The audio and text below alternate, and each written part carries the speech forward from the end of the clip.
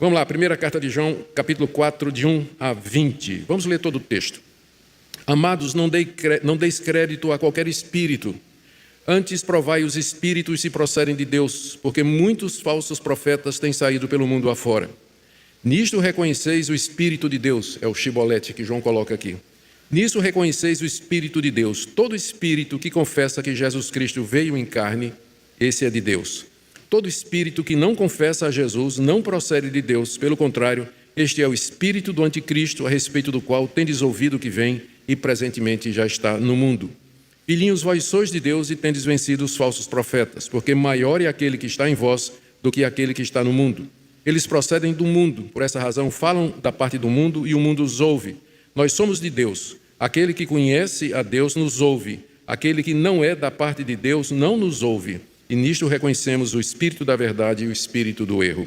Amados, amemo-nos uns aos outros, porque o amor procede de Deus, e todo aquele que ama é nascido de Deus e conhece a Deus. Aquele que não ama não conhece a Deus, pois Deus é amor. Nisso se manifestou o amor de Deus em nós, em haver Deus enviado o seu Filho unigênito ao mundo para vivermos por meio dele. Nisto consiste o amor, não em que nós tenhamos amado a Deus, mas em que ele nos amou e enviou o seu Filho como propiciação, pagamento pelos nossos pecados. Amados, se Deus de tal maneira nos amou, devemos nós também amar uns aos outros. Ninguém jamais viu a Deus. Se amarmos uns aos outros, Deus permanece em nós e o seu amor é em nós aperfeiçoado.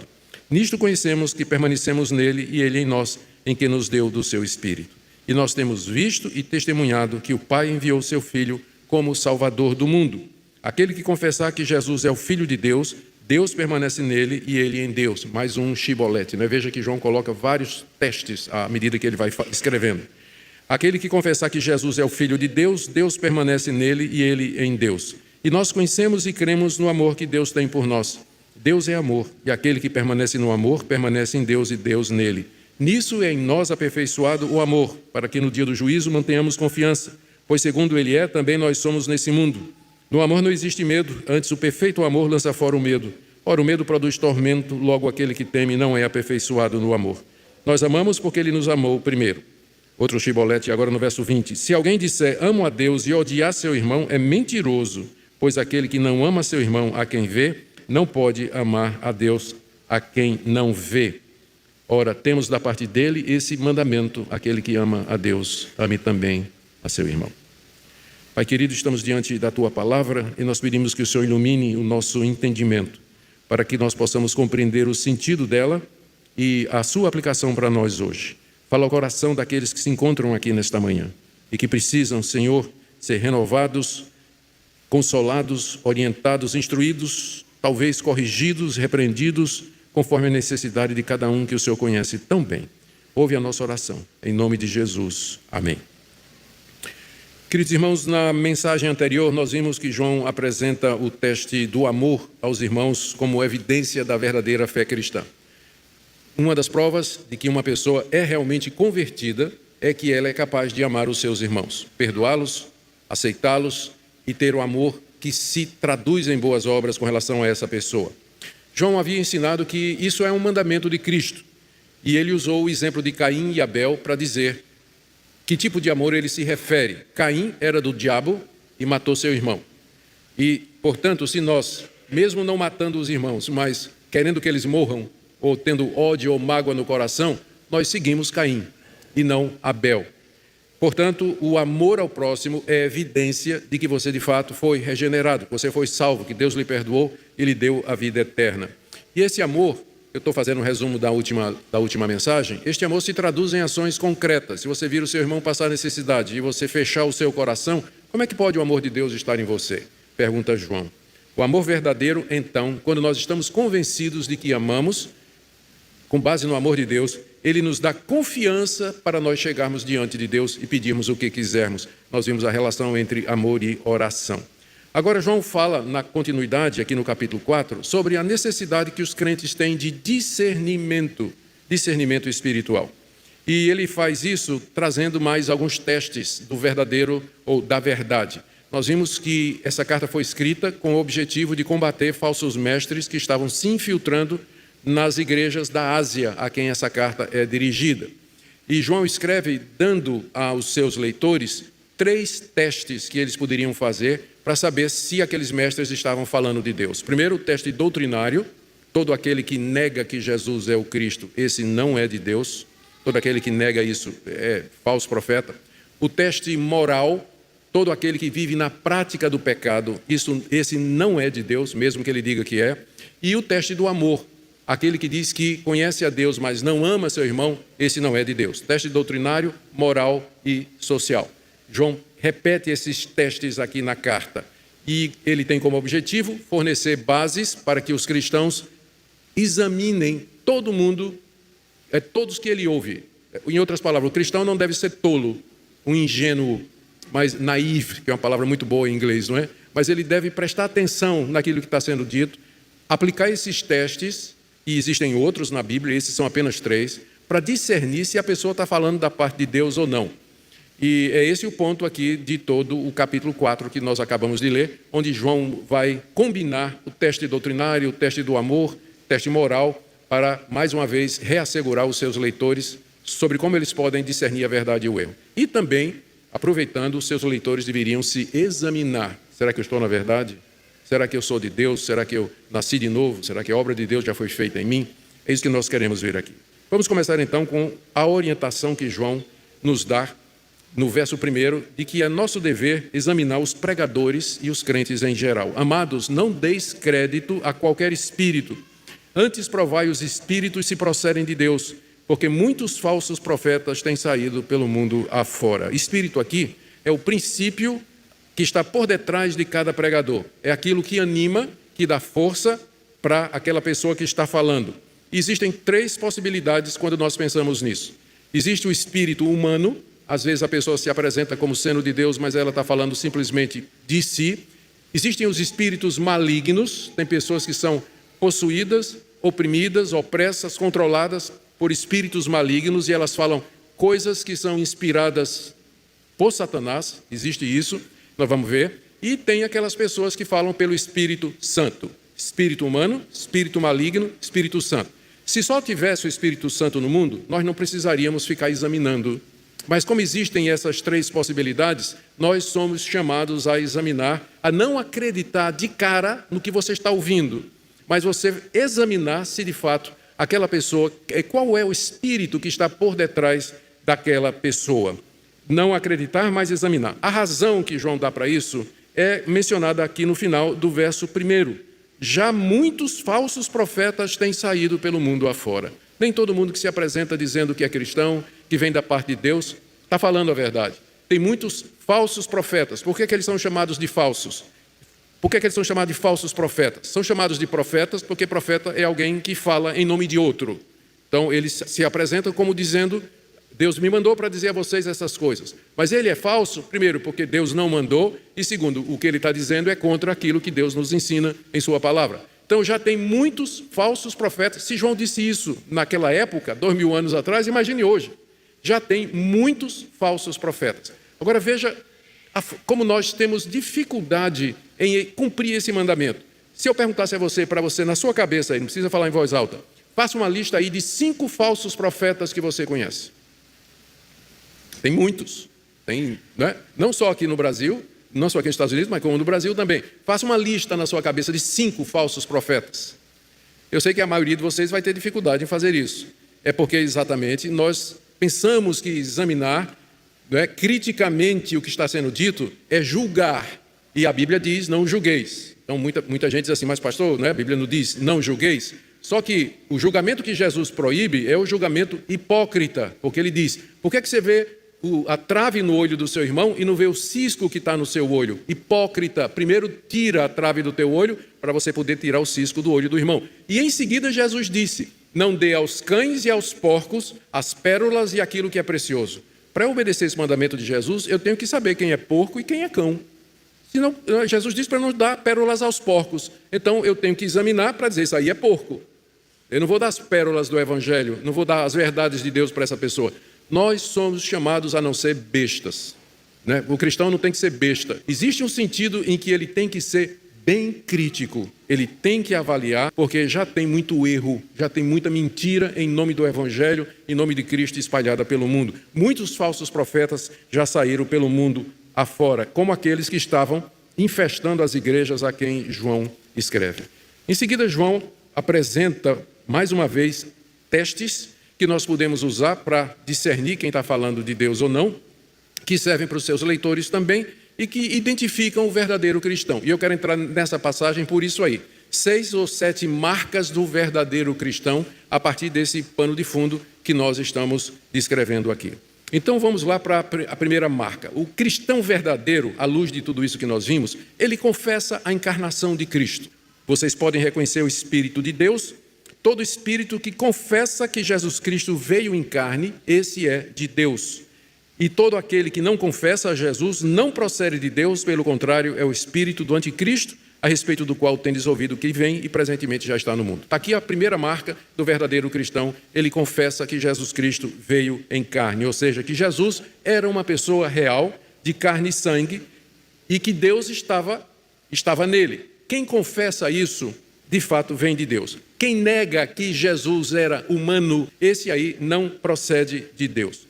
Você pode pensar, mas que tolice, Jesus de fato era homem. Mas naquela época, essa seita que está sendo combatida aqui, ela dizia que Jesus não tinha um corpo real, que o corpo de Jesus era uma projeção, era um corpo espiritual, que se você botasse a mão, você atravessaria. Ele não era material. Esses falsos mestres seguiam o espírito da época, que fazia separação entre espírito e matéria, chamado dualismo. Eles não podiam acreditar que Deus pudesse assumir um corpo humano, porque isso seria misturar espírito e matéria. E aí eles negavam que Jesus, de fato, tinha um corpo humano. João diz que quem nega a humanidade de Jesus, a plena humanidade de Jesus, esse é do anticristo.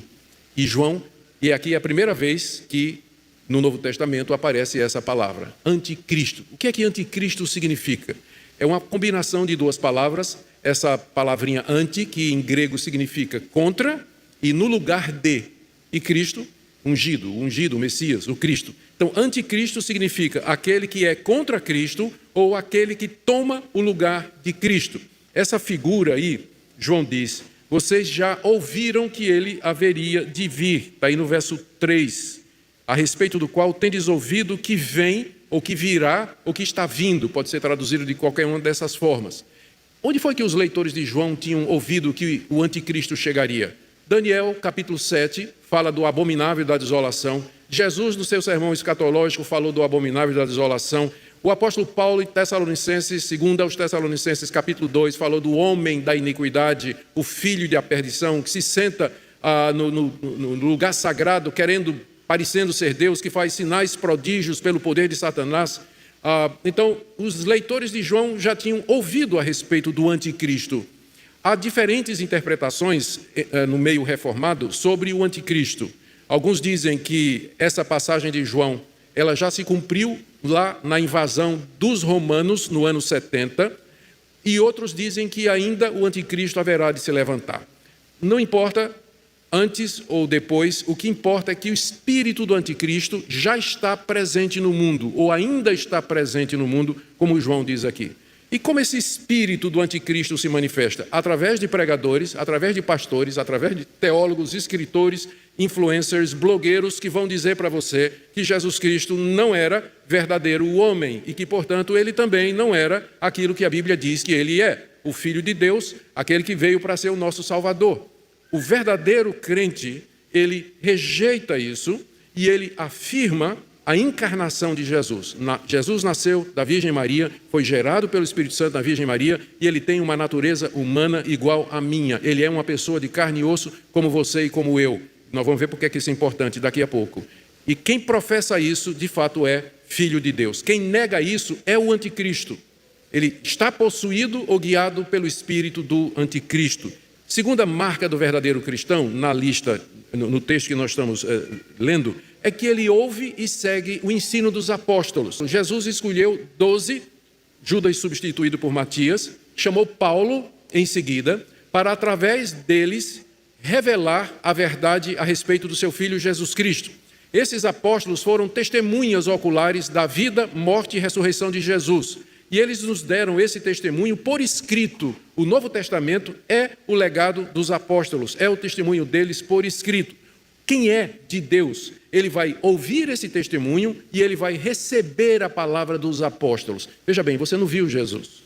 Como é que você sabe a respeito de Jesus? Você sabe a respeito de Jesus com base no testemunho dos 12 e de Paulo, que escreveram o Novo Testamento e falaram tudo aquilo que a gente pode saber a respeito de Jesus. Quem é de Deus vai ouvir a palavra dos apóstolos, como está aqui no Novo Testamento, e vai seguir. Nós já vimos aqui, não é, que os falsos mestres, eles ensinavam que Jesus não era feito de carne, que uma vida em pecado não faz diferença e que necessidades físicas das pessoas também são irrelevantes, e eles até reivindicavam ter um conhecimento secreto que somente eles tinham e que podia salvar.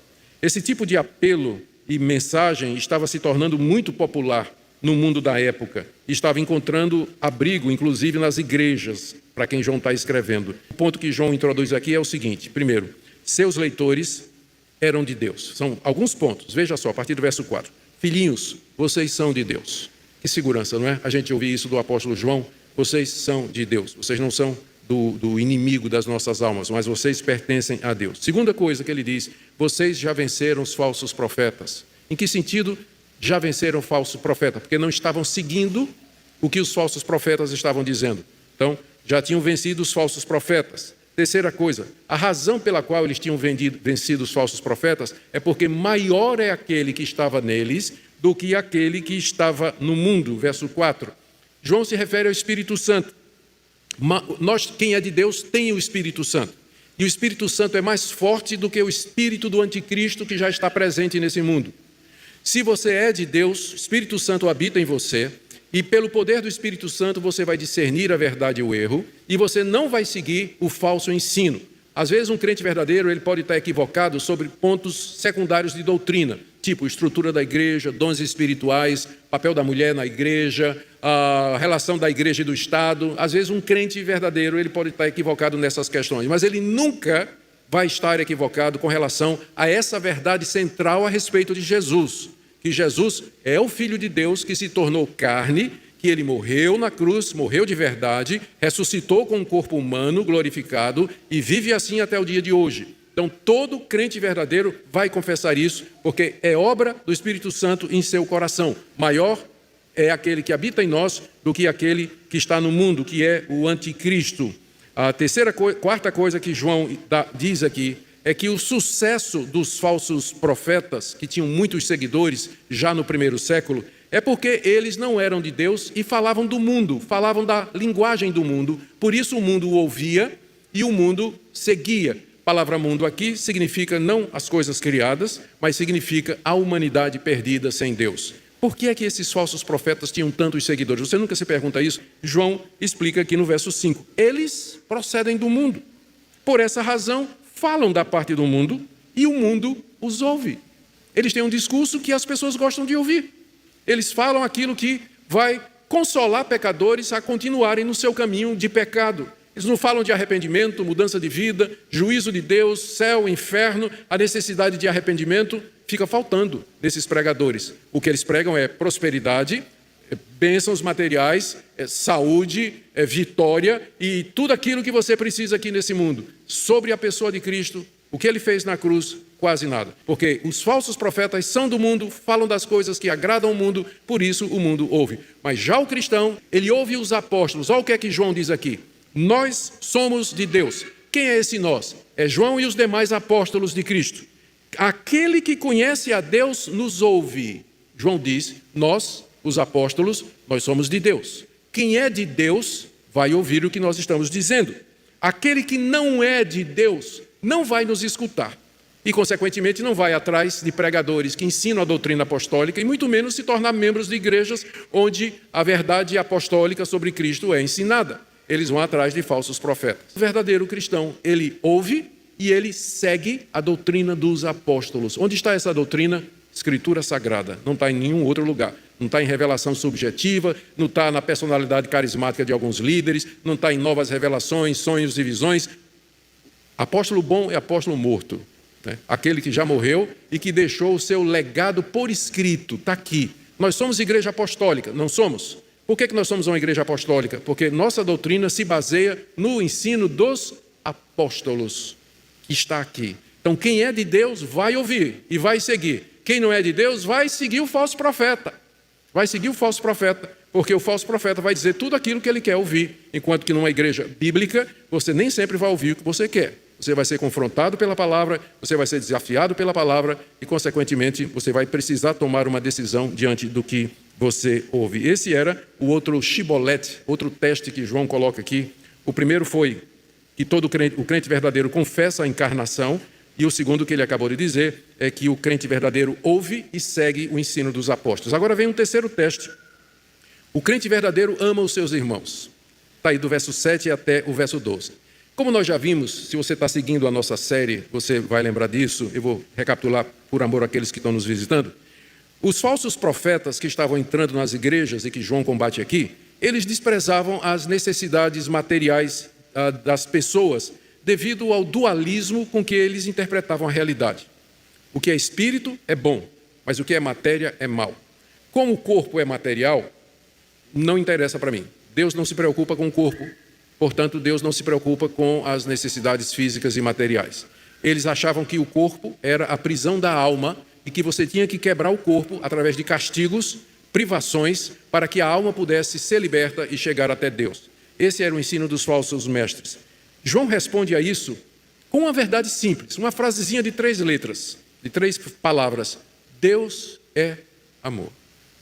Essa é a resposta que João dá a esse falso ensino. Deus é amor. E com base nessa declaração de que Deus é amor, João estabelece os seguintes pontos que eu quero que você preste atenção agora. Se Deus é amor, primeiro, nós devemos amar uns aos outros, porque todos nós dizemos que conhecemos a Deus e que seguimos a Deus. Está aí no verso 7. Amados, amemo-nos uns aos outros. Vamos amar uns aos outros. A razão é que o amor procede de Deus e, portanto, todo aquele que ama é nascido de Deus e conhece a Deus. Você pode dizer, mas então os descrentes, pessoa que não conhece a Deus, ele não é incapaz de amar. Eles têm algum sentimento pelas outras pessoas, por conta da graça comum que Deus derrama sobre toda a humanidade. Mas o amor verdadeiro, ele parte de um coração que já foi alcançado pelo amor de Deus. Eu amo porque Deus me amou primeiro. Se você tenta amar sem esse pressuposto, você não vai conseguir. O amor de muita gente é simplesmente um amor egoísta, é paixão, é encanto, é infatuação, mas não é um amor verdadeiro. O amor verdadeiro nasce de Deus, porque 3 palavrinhas, Deus é amor.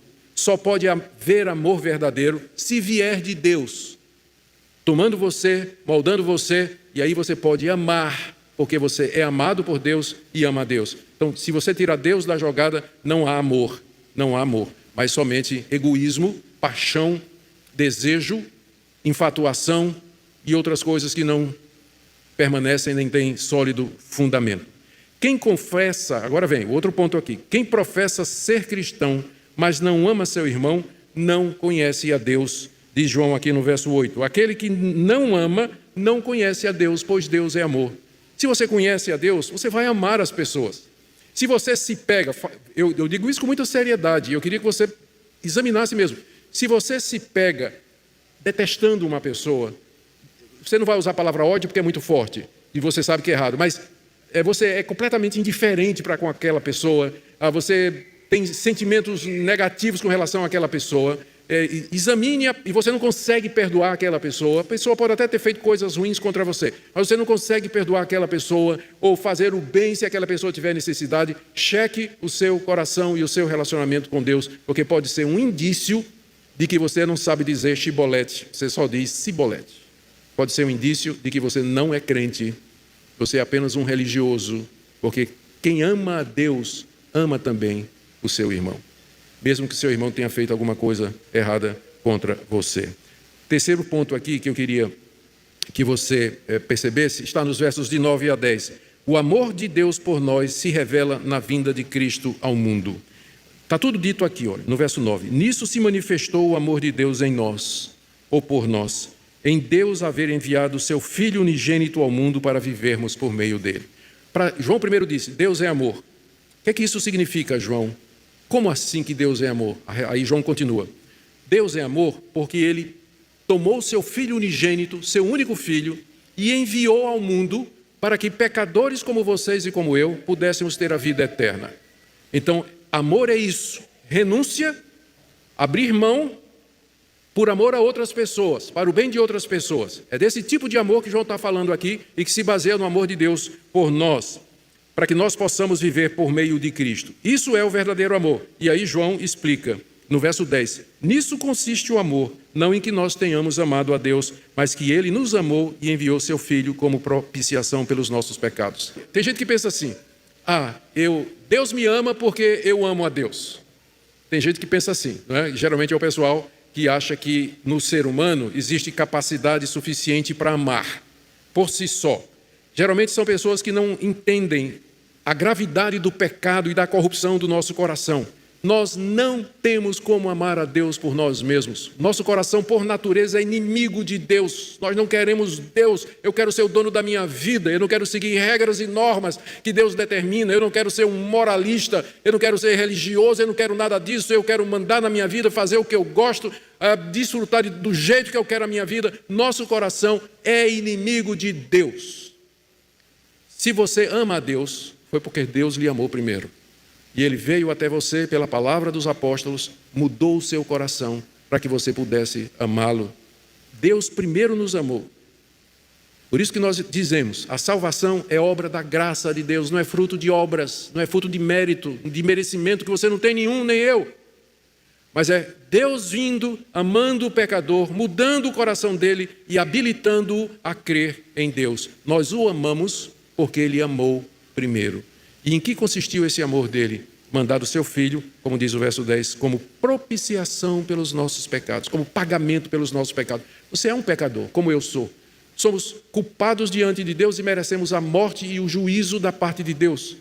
Em vez de fazer isso, Deus, em amor, mandou o seu Filho levar sobre si e beber até a última gota o cálice da ira de Deus em nosso lugar. Por isso que é importante que você saiba e creia que Jesus era verdadeiro homem. Para que Ele pudesse pagar pelo meu pecado, Ele tinha que ser meu representante. Um anjo não podia morrer naquela cruz. Se um anjo morresse naquela cruz, não me valeria absolutamente nada. Tinha que ser um homem. Por isso que João insiste, Jesus era real, tinha um corpo real, porque de outra maneira Ele não podia fazer pagamento pelos nossos pecados. Ele tinha que ser humano porque Ele tinha que nos representar. Ele tinha que tomar o nosso lugar.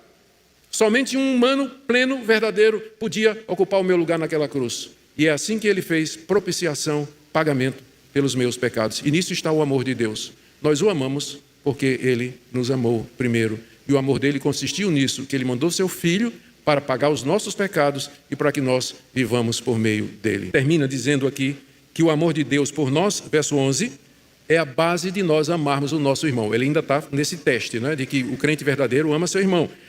Verso 11, amados, se Deus de tal maneira nos amou, de tal maneira, amor imenso, também nós devemos amar uns aos outros. Aí veja no verso 12 aqui, eu gosto dessa passagem. O nosso amor pelos irmãos produz dois efeitos. Me siga aqui para você poder entender. O amor aos irmãos produz dois efeitos. O primeiro, torna visível o Deus invisível. Olha o que ele diz. Ninguém jamais viu a Deus. Espera aí, pastor. Mas e Moisés? E os profetas? Isaías capítulo 6. Essas manifestações de Deus.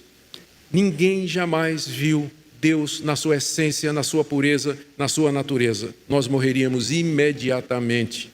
O que de Deus se pode ver são manifestações chamadas de teofanias, em que Deus assume alguma forma, como uma sarça ardente, uma coluna de nuvem, uma coluna de fogo. São representações de Deus. O próprio Deus, quando veio a esse mundo, ele tomou uma forma humana. Nós vemos a Deus na face de Cristo. Nós não podemos ver a Deus diretamente, o ser de Deus, porque nós seríamos fulminados imediatamente. Ninguém jamais viu a Deus, mas quando você ama, Deus se torna visível em você. É isso que João está dizendo aqui. Amados, ninguém jamais viu a Deus. Se amarmos uns aos outros, Deus permanece em nós. As pessoas veem a Deus em você. Elas vão ver o seu amor pelos irmãos, a sua entrega, a sua renúncia, seu cuidado pelas pessoas e vão dizer, é isso que Deus é. Eu agora sei quem é Deus. Agora entendo quem é Deus. Eu vejo Deus em você. Quando nós amamos uns aos outros, o Deus invisível se torna visível. Nós vemos a Deus através dos irmãos quando eles amam, quando eles fazem como Deus fez, renunciam a si próprios por amor e cuidado pelos outros. Quarta marca do verdadeiro cristão está aí, do verso 13 a 16, é que pelo Espírito ele confessa a verdade a respeito de Jesus. O Espírito Santo habita em nós, ele testifica em nós a respeito de Cristo, e a partir disso João faz alguns pontos. Primeiro, nós sabemos que somos de Deus, mais um chibolete, não é? Pela presença do Espírito Santo em nós, veja aí o verso 13. Nisto conhecemos que permanecemos em Deus e Deus em nós, que Ele nos deu o seu Espírito Santo. Todo crente verdadeiro tem o Espírito Santo. Uma pergunta que eu recebi recentemente e respondi lá no meu Instagram foi essa: por que vocês não procuram a segunda bênção, que é o batismo com o Espírito Santo? Minha resposta foi que todo crente, ele já tem o Espírito Santo, porque sem o Espírito Santo nem crente ele poderia ser. Você pode buscar o enchimento do Espírito, mas você já foi batizado com o Espírito Santo quando você se converteu. Se nós sabemos que Deus está conosco porque Ele nos deu do seu Espírito Santo. E como é que eu sei que o Espírito Santo está em nós? Ele diz aqui, no verso seguinte, no verso 14, nós temos visto e testemunhamos que o Pai enviou seu Filho como Salvador do mundo. Falando como apóstolo, João diz, nós vimos e damos testemunho de que Jesus Cristo é o Filho de Deus. Pelo Espírito Santo, você crê nisso. Você sabe que você tem o Espírito Santo, porque essa doutrina é boa, é agradável aos seus olhos. Se você está ouvindo eu dizer aqui que Jesus é o Filho de Deus, que Ele encarnou, que Ele morreu, ressuscitou com o corpo real e que Ele é o único caminho, isso é música para os seus ouvidos, isso é uma prova que você é de Deus. Porque é o Espírito Santo que faz isso. Mas se você ouve essas coisas, se você desfoca, isso não é interessante para você, você não vê valor nisso, não vê importância nisso, pode ser o cibolete, que é um sinal de que você não é um verdadeiro cristão. Porque o verdadeiro cristão, pelo Espírito Santo, ele recebe, aceita e confessa a verdade de Cristo, baseado no testemunho dos apóstolos, como vimos aqui no verso 15. Aquele que confessa que Jesus é o Filho de Deus, Deus permanece nele e ele em Deus. Deus é amor, continua João. Isso significa duas coisas, verso 16. Nós cremos e conhecemos no amor que Deus tem por nós. Deus é amor, e aquele que permanece no amor, permanece em Deus e Deus em nós. Nós cremos no amor que Deus nos tem, e o fato de crermos nisso é uma prova de que nós estamos em Deus. Queridos, não existe talvez um teste mais severo do que esse, que é o teste do amor. Amarmos os irmãos. Eu sei que vários de vocês estão com dúvidas e tem na cabeça de vocês a imagem de alguém, à medida que eu estou falando aqui, dizendo que se nós somos de Deus e conhecemos a Deus, nós temos que amar as pessoas. Pastor, aquela pessoa me fez muito mal, nunca pediu perdão. Eu sou maltratado todo dia na minha casa pelo meu marido me maltrata, me assedia verbalmente. Então minha esposa me insulta, me trai, ou então lá no trabalho eu sofro bullying dos meus colegas, do meu patrão. Na escola eu sofro bullying, eu que sou adolescente, sou jovem lá na escola, quando eles descobrem que eu sou crente, eu sofro bullying. Como é que eu posso cumprir esse mandamento? Não se trata de sentimento, mas se trata de uma decisão. Deus é amor. E Deus amou você sendo inimigo de Deus. Quando Deus amou você não era uma coisinha legal para ser amada, não. Você era repulsivo, nojento aos olhos de Deus, coberto de pecado, imundo aos olhos de Deus.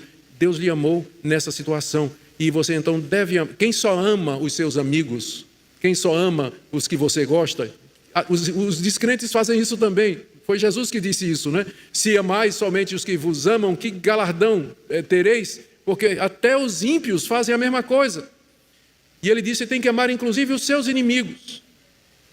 Isso não significa que você tem que conviver com eles, mas significa que você vai orar por eles, significa que você vai perdoá-los, que você vai, se puder fazer o bem, você vai fazer o bem, porque foi isso que Deus fez por você. Isso que Deus fez por você. Deus é amor, e isso significa que quem conhece a Deus vai amar também os seus irmãos em primeiro lugar e as pessoas em geral. Agora vamos para o quinto ponto, e eu tenho certeza que esse aqui vai mexer com todo mundo, inclusive já mexeu comigo. O crente verdadeiro, ele não tem mais medo de Deus, nem agora, nem no dia do juízo. Veja aí, do verso 17 e no verso 19. Nisto é em nós aperfeiçoado o amor, para que no dia do juízo mantenhamos confiança. Verso 18, no amor não existe medo, antes o perfeito amor lança fora o medo. O medo produz tormento, aquele que teme não é aperfeiçoado no amor. João agora faz uma relação entre amor e medo, que é muito clara e lógica. O que ele está dizendo aqui é o seguinte: Deus ama você.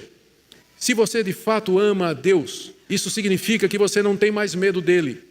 Você não tem mais medo dele aqui, de que ele vai castigar você, destruir você, de que ele tem planos terríveis para você, mandar você ser evangelista lá na faixa de Gaza, por exemplo. Deus tem esse tipo de plano para a sua vida.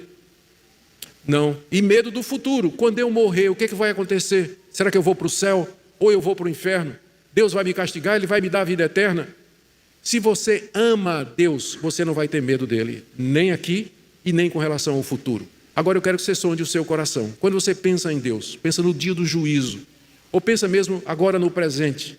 Você está sempre olhando, né, por cima do ombro, né, para ver se Deus está lhe perseguindo, para lhe castigar, lhe maltratar por alguma coisa que você tenha feito. Quando você pensa na morte, o que é que você sente? Você vê a morte como sendo alguma coisa que vai lhe levar para um local de sofrimento, de tormento?